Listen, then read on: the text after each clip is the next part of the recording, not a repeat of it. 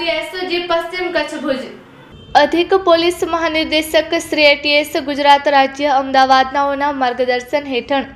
અસામાજિક તત્વો દ્વારા ગેરકાયદેસર અગ્નિશસ્ત્રો અને દારૂગોળા ઉત્પાદન, સંગ્રહ, હેરાફેરી, વેચાણ અને વિસ્ફોટક પદાર્થ વેપાર કરતા તથા ઉપયોગ કરતા ઇસમોની પ્રવૃત્તિને સદંતર રીતે ડામવા અસરકારક અને પરિણામલક્ષી કામગીરી કરવા જણાવેલ હોય,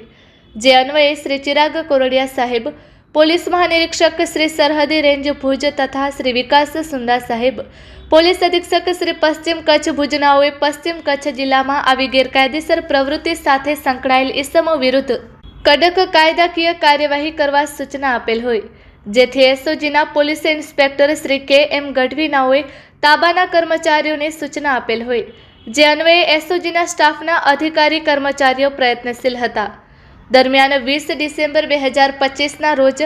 એસઓજી સ્ટાફના કર્મચારીઓ અબડાસા વિસ્તારમાં પેટ્રોલિંગમાં હતા. તે દરમિયાન એએસઆઈ માણેકભાઈ ગઢવીનાઓને મળેલ ખાનગી રાહે સચોટ બાતમી હકીકત અન્વયે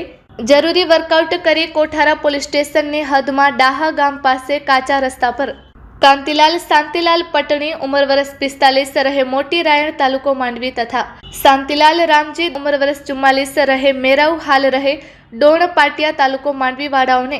વિસ્ફોટક પદાર્થ ઘઉંના લોટના બનાવેલ ગોળા નંગ 10 કિંમત ₹1000 તથા છરી નંગ 1 કિંમત ₹50 તેમજ મોટરસાઇકલ 2 કિંમત ₹15000 એમ કુલ કિંમત ₹31050ના મુદ્દામાલ સાથે ઝડપી પાડી મજકૂર આરોપીઓ વિરુદ્ધ કોઠારા પોલીસ સ્ટેશનમાં વિસ્ફોટક પદાર્થ એક્ટ હેઠળ કાયદેસરની કાર્યવાહી કરવામાં આવેલ છે. આ સફળ કામગીરી એસઓજી પશ્ચિમ કચ્છ ભુજના police inspector Shri K M. Gadhvi તથા police sub inspector Shri M L. Vaghela તેમજ એસઓજીના પોલીસ કર્મચારીઓ એએસઆઈ જોરાવરસિંહ જાડેજા, માણેકભાઈ ગઢવી તથા પોલીસ કોન્સ્ટેબલ વનરાજસિંહ જાડેજા નાઓ જોડાયેલ હતા.